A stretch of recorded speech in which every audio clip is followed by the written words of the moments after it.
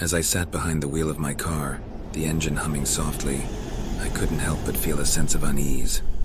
The clock on the dashboard read 11:59 p.m., and the darkness outside seemed to stretch infinitely into the night. I had heard countless stories of driving at night gone wrong, but I never thought it would happen to me. I was on my way home from a late-night party, the roads quiet and desolate. My GPS assured me it was the quickest route, guiding me through a labyrinth of winding back roads. The radio emitted static as I scrolled through stations, desperate for any sign of life. It was at that moment I noticed something peculiar, an old weathered sign pointing towards a road called Blackwood Lane.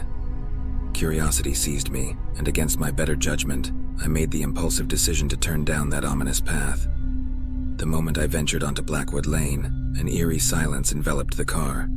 The towering trees lining the road cast long skeletal shadows across the asphalt. Unease crept up my spine, but I was determined to press on, eager to discover what secrets this mysterious road held. As I continued down the seemingly endless path, strange things began to happen. My headlights flickered intermittently, casting fleeting glimpses of the eerie landscape. The air inside the car grew thick with tension, and an inexplicable chill settled over me. I rubbed my eyes, hoping to dispel the growing sense of dread, but it clung to me like a second skin. In the distance, I caught sight of a figure standing by the roadside, barely visible through the mist that had rolled in. It was a woman, her long disheveled hair obscuring her face. As I approached, she lifted her head, revealing empty, soulless eyes that sent a shiver down my spine. I tried to accelerate past her, but my car suddenly slowed to a crawl, as if being pulled back by unseen forces. Panicking, I reached for my phone to call for help, but the signal had vanished into thin air. Fear coursed through me as I realized I was trapped on this forsaken road. Desperation overwhelmed me as I contemplated the horrors that awaited in the darkness.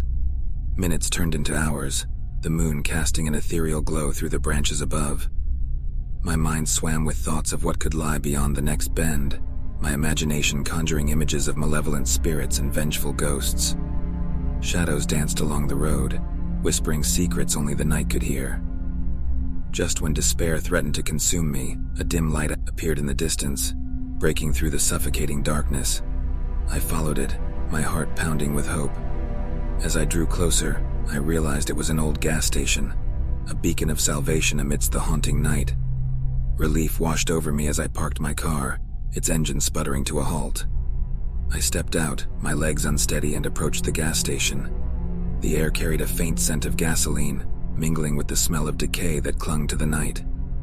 The door creaked open, revealing a dimly lit interior adorned with tattered posters and faded memories. The gas station attendant, an elderly man with tired eyes, glanced up from his newspaper. His gaze held a hint of sympathy as he saw the fear etched across my face. He knew, like I did, that this place was no ordinary gas station. "Lost your way, have you?" he asked, his voice filled with a wisdom beyond his years. I nodded, barely able to speak. He reached behind the counter and handed me an old weathered map, its edges frayed with time. "Blackwood Lane has a way of playing."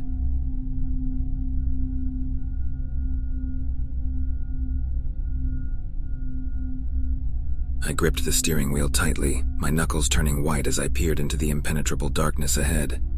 The night had swallowed the world, enveloping it in an inky abyss. Beads of sweat trickled down my forehead, my heart pounding in my chest. I knew I shouldn't have taken this desolate back road, but my GPS had insisted it was the fastest route home. Little did I know the terror that awaited me. As I maneuvered through the narrow road, my headlights struggled to pierce the thick fog that clung to the landscape like a shroud. Shadows danced ominously at the periphery of my vision, flickering as if mocking my fears.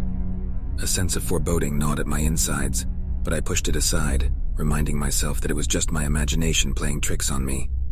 Then, out of nowhere, a figure appeared in the distance, stumbling onto the road. My foot instinctively slammed on the brakes, and the tires screeched against the asphalt. The figure, clad in tattered clothing, lurched toward my car, its face obscured by matted hair. Panic consumed me, and I fumbled to roll up my window, hoping to shut out the threat that loomed before me.